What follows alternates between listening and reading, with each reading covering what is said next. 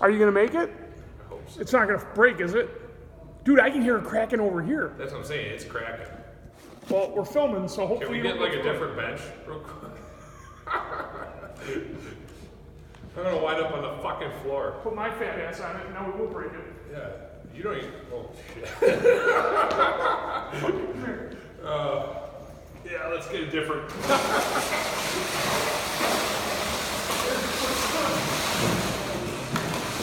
There we go. All right. Oh, safer. Wait for Jimmy to get the bench. All right, we're back. I brought notes instead of the phone this week, so you guys don't bitch at me. And we'll let Jimmy do the intro. Hey, guys. Welcome to week 2 of the Tuesday Night Podcast. With your host, Jim Schott, and Rick Kelto. Otherwise known as Rick Cherry. Rick Cherry. So, want to go through the news first? Well, yeah. Okay. The biggest thing is your money is due this week. Yes, week 3. Week 3. If you haven't paid your balance, please make it up. See Frank when you get here. See Jim. See myself. The total is $155. So just make sure we get that cleared this week, unless you have a previous arrangement with Frank that we don't know about. Right? Yep. Okay. Exactly. Quick recap, I would say. Week 2 seemed less hostile. Yep, less hostile. I don't know, no fights. No fights, really no arguing with the refs. The refs did a great job, by the way, this week. I don't know the other guy's name, but Matt Casacci and the new guy were... Kevin Sylvester, I think. Okay, Kevin Sylvester from Channel 2. I know his last name's Sylvester, I don't know. He did a really good job. So if that was your first week, dude, you did a good job. I had no complaints. There were a couple complaints, but that's typical. We bitch, we moan. No ref is perfect. Exactly. I ref, Jim's ref, I'm not perfect either. And most of you will tell me that to my face, so... Stop. Also, a lot of beer was shared. Yep, a lot of beer was shared. A lot of friends were made. Interesting. So, the next thing I want to touch on is player no-shows for you captains. If you got a guy that's not showing up and you can't get a hold of, let us know. Because we do have a sub-list of guys that want to play. Right now, the list is up to 5 guys that I know of that want to play for sure full-time. Yeah, basically, if by week 3 they haven't played a game and they're not getting back to you, they haven't paid us anything, they're going to be out. Yep. That's plain and simple. We need a next guy on the list. That's how we run it. And once they realize how great this is and how much fun it is, they're lost. I'm just going to run off the names real quick so you guys know who it is. Starting off the list is Frank Annunziata. Then we have Chuck Pace, Jay Hurley, the General, and then Dan Martin. Those are the guys that...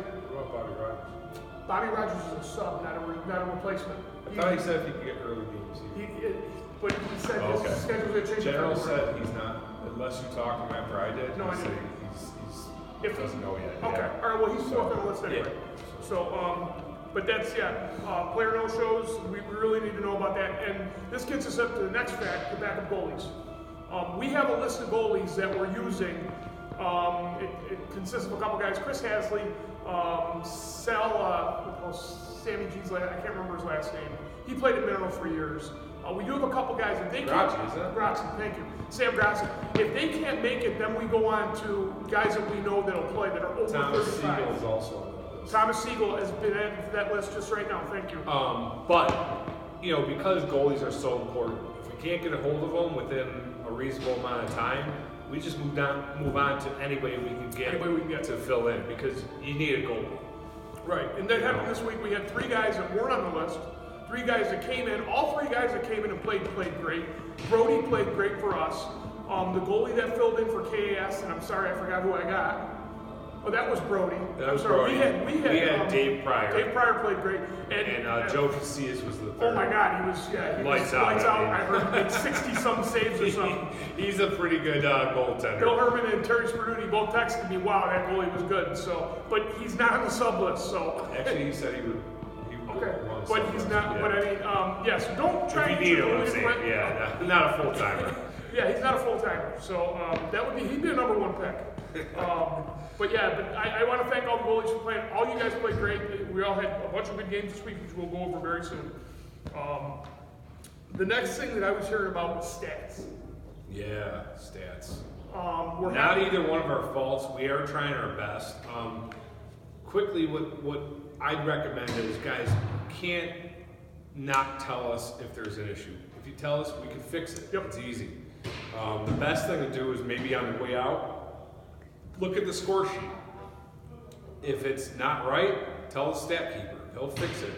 And then from there, we could change it. I got a remedy for now. Okay. I actually made sheets that I'm going to give to each team before each game. You're going to mark, your players will be on there. All you got to do is check them if they're there for the game. If they get a goal or an assist, have them check it before, you put it on there or somebody on the bench puts it on there when you guys score a goal.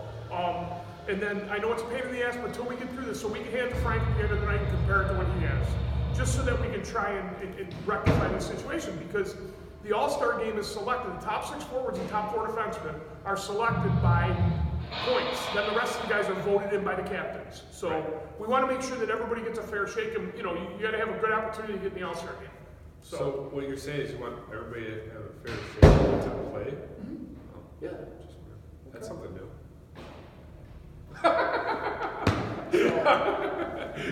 That's all I have for my league. Sorry, I'm a little butthurt.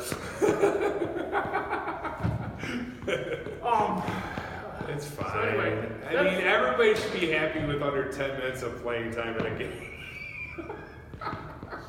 I'm not saying nothing. It ain't gonna happen again. So my team kind of got away from the team aspect this week, and it was my fault. Not anybody on the team's fault. It was my fault. I was in full responsibility. So I'm a big guy. When I'm dry, that's a problem.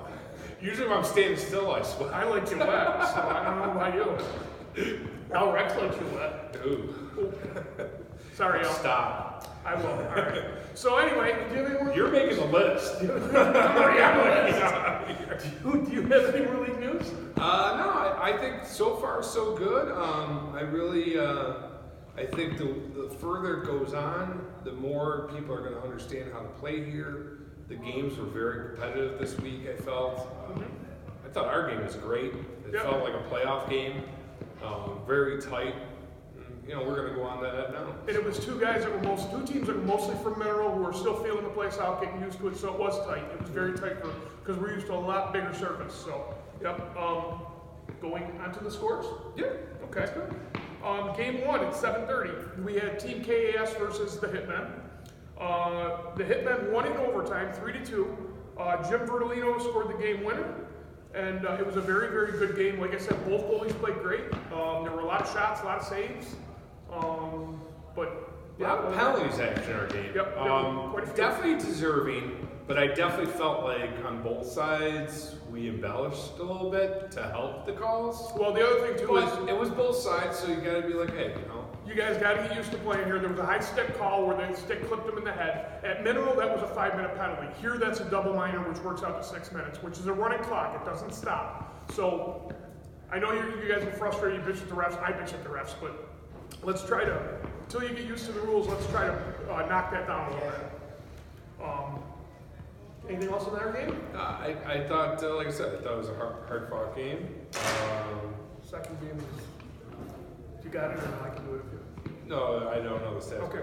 I was just gonna say well played by everybody. Yep. I know it was a hard-fought game. I could see guys are frustrated, but I tell you what, I love those games. I wish every game was a 3-2 game. Yep. It really. Well, we had 2 of them. Yeah, we did. So on to the next one. Game 2 was actually a barn burner. The 8:30 game had Not Fast but Furious beating the Dateline Predators 9-6.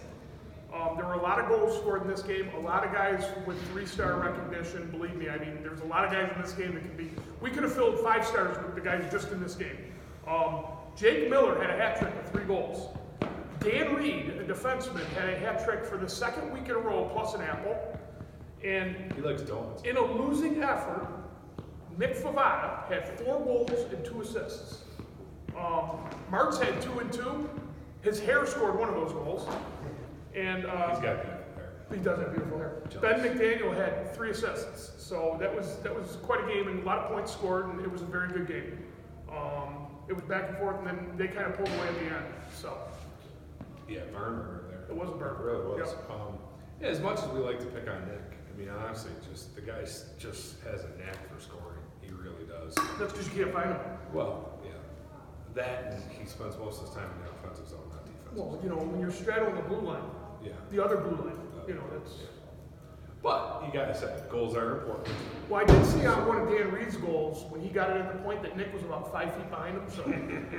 he got called on that, too, during the game, so... Wow. Oh, and by the way, during that game, Paul, keep your helmet on, dude, please. Just kidding. That's a scary motherfucker. I shouldn't talk, though. I got a big fucking melon, too. Yeah. Oh, and Donnie Rukoff, forgot about him. He had 2 goals and 2 assists, too. So... I love Donnie. Donnie's all hustle. He's all hustle, all heart. He plays hard. Yep. Love him. Two-way guy. I love the two-way players. Yep. But yeah, Reed, I mean, honestly, 2 straight weeks, you're ripping the shots, man. I mean, I noticed it out there. Great job. Keep it up, bro. He could have had a 4th goal. I was watching the game, and he walked from the point. He walked like 3 guys, and then he didn't get much on his shot because I think the guy came down on his stick. But if he would have got a clean shot, he would have had 4 goals. It was filthy to watch. I know he likes donuts, so I'm going to throw that in there. Yeah. And somebody should have bought him a dozen donuts after that game. Yeah. So What's his favorite? That's what I'm wondering. you'll have to ask him. Does he like cream? Or I think he does. You know, or is he he did a say glaze something. guy? He did say something to Jamie Nuns that he likes the chocolate covered ones with the white cream, not the yellow cream. Oh. So yeah. Gotcha. All right. Getting back to the games. Yeah. Game 3, we had the Kings versus Kramer Forestry. And the Kings actually lost this game 3-2 in overtime to Kramer Forestry, which we spoke about earlier. Josh Casillas played lights out. 60 saves, I'm being told. I don't know. I heard there were 2 fluke goals. I did not see the whole game. That's what I was told too. It was like off the back wall. Hit the goalie in the chest and went in. And another thing about that game, Luke Tarquin, I found out from last week to this week, was a different player. So he got used to the place, which is good to hear. Yeah. It's going to take some time, though, still, for you guys to get used to it. But another just great game, and like I said, the goalies make a difference. They really do. They'll keep it close for you, Dan Puffer had 2 goals in that game. The one off the backboards hit the goalie in the chest and went in. They scored the game winner off a turnover in the defensive zone. He ripped the shot and won the game 3-2 in OT. So, but again, another good game, 3-2, overtime. I know you guys will probably take some time getting used to the overtime and the shootout and all that. So, but it's been a lot of fun so far. Yeah. So, go to the 3 stars. Yeah. Okay. These are my 3 stars, and the 3rd star is a split. Jake Miller gets recognition for his hat trick, along with Dan Reed with 3 goals and an assist. Both those guys are the 3rd star. My 2nd star is Nick Favada with 4 goals and 2 assists. And then the number 1 star with ridiculous amount of saves from what I'm told. I wish we had a shot counter. Josh Casillas. Great game, Josh. So that's what I got. I hate to point out that you're not one to cheat. It is a 3-star or a 4-star. Just I split the first one. Same team. So it's really a half a star. Martz could have got one. That's what I'm saying. Martz's hair could have got one. That's true. We could do a BDL 6-pack. Well, might have to switch that. But I would say for my 3 stars, even though in a losing cause, Nick Favada for sure. 4 goals is fantastic. He did everything he could. He was in on every goal. Yeah. 96. Yeah. So. But that being said, I'd also split that with Jake Miller, though, on the winning side with a hat trick. Yeah. So I am going to cheat just like Rick here. He's rubbing off on me. Great job. Lower. No. So, What's down here? yeah, it's a fucking big boy. So back to the 3 stars. Sorry, guys. So number 2 for me would be 2 goaltenders. So I'm really cheap. I would say Casillas in prior for us really kept us in that game. Yeah, he did. He faced a lot of shots too when he had some defensive breakdowns and gave us a chance to win. And Casillas is just, I mean, he's lights out. I love the guy. Yeah. Very reliable. And number 1 for me is actually Reed. I mean, 3-1. for a defenseman, 2 straight weeks in a row. Great job, man. Yep. Congrats on you, bro. Yep. You get a donut, not a 3-star. The Okay. 3 donut. Next week it'll be the 3 donuts. So get another hat trick and you'll be one of the 3 donuts. Get Paul as the sponsor. That'd be cool. You know, and it's funny too because his buddy is sitting right over here. Eric Friedman, who loves to bust Dan Reed's balls, but Dan Reed's been lighting it up on Tuesday nights, and he probably doesn't believe us, even though we have, you know. Technically, I'm his agent. Oh, he's his agent now. His Okay. agent. Okay. You want to come on in here and make a cameo? Yeah, give me 1 second. Put your clothes on. The clothes are on. So we're doing this tonight. It's Thursday night before our draft league on Thursday. We got our game starting in about 15 minutes. It's getting to be a lot of fun here between the 2 nights. I enjoy coming and doing this. Hey, Frank. And the podcasts are staying. We have the Sunday Roller podcast now. They're doing a great job. Shout out to them. And soon we're going to have a Wednesday podcast. Hey, here he is. Special guest. Elliot Kites. Elliot Kites. Eric Kites. Hi, guys. What's up, brother? Not much. How you doing? I'm good. You ready to go down against us? We'll see what happens. We'll We'll see what happens. Tuesday night podcast, just so you know. Oh. Danny Reed's been lighting it up. And his His better brother, half. Frank Kites. Frank Kites. That's what they do to Travolta. So, Yeah, Dan Reed, one of the most underrated players in the league. I think Yeah. he's fantastic. Yeah, I still think Paul Sanchez piped me last year when he made that trade when I was on vacation, but we won't talk about that. We won't talk about that either. I take Danny Reed in a heartbeat, I'll tell you Absolutely. that. Yep. I would as well. I was told not to include him in group text, though, for some reason. I don't know why. Who Dan Reed? Can't really, I Maybe heard it's a donut fetish. pain in the ass or something, the group text. Like the chatter. Well, he's a good person to talk to. I talk to him pretty much every day, so I mean, it's okay. He's only picked on me a couple times when I was reffing. It's all good.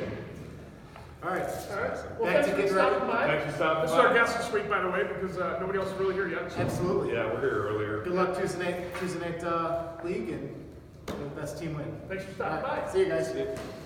So, No? That's okay. Let's go to the power rankings. we'll go right to the power rankings then. Yeah. You go first. All right, so power rankings for me, I would say, do you have the team? I do. That's my rankings right So my rankings are number 6, KAS, who we beat in overtime. It was a very close game.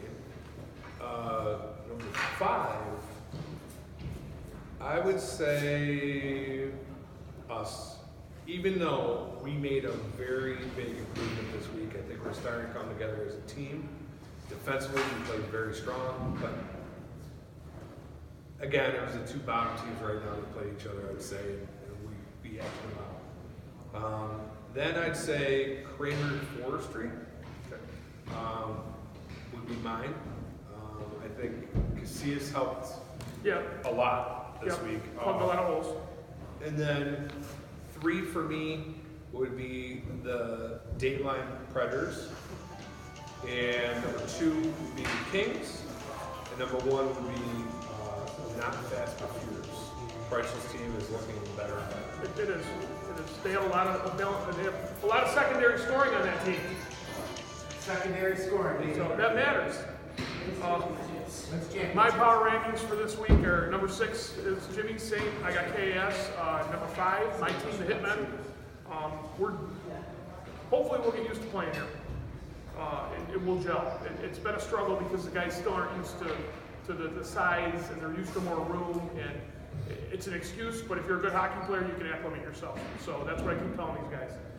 Number 4, I have the Dateline Predators at number 4. Just because it's Paul Sanchez and Nick Favata. So number 3, because they beat the Kings, I'm putting. What they kind of remind me of? Remember that movie in the 80s, The Twins? Schwarzenegger and Danny DeVito. My 3 is Kramer Forestry. And with Chris Santora, when and if he shows up, he will add another dimension to that team. The guy's got a shot like George Rack, so look out. If and when he decides to show up, if he doesn't this week, we're going to have to do something though. So number 2, I've got the Kings. again, I think that between them and my number one, Not Fast But Furious, them, the Dateline Predators, those three teams are going to be reckoned with. Those are going to be the top three all year, I believe. The biggest advantage for Dateline and Not Fast But Furious is the fact that most of those guys and those teams have played here for several years. Yeah. The Kings, though, with their history of playing together, most of those guys, there's about 6 guys in that team that have played together since the days of 3M and Lovejoy. So, I mean, that's a long time, and it doesn't take long to hook back up with each other. No, you can just see. I mean, they know where each other are on the floor and everything. It's so nice to watch this thing. Like I said, Lebecky, I mean, I always thought he was a good dude. I never really paid attention too much on the floor, but watching him play with these guys, it's amazing. He has great hands. Yeah, his hands are just awesome. I know I mentioned it the first week, but it just blew me away. Great job, guys. I'm glad you guys are all here and having a good time. So. Future next week for next week's podcast, we're going to add a couple things. We're going to try and get another guest here. We're also going to have the preview of Rick Cherry's Coach's Corner. I was not prepared this week. I apologize. But yeah, so next week, same time, same back channel. Until then, see you next Tuesday. Sounds good. That's it. We're out. Good job, Tyler.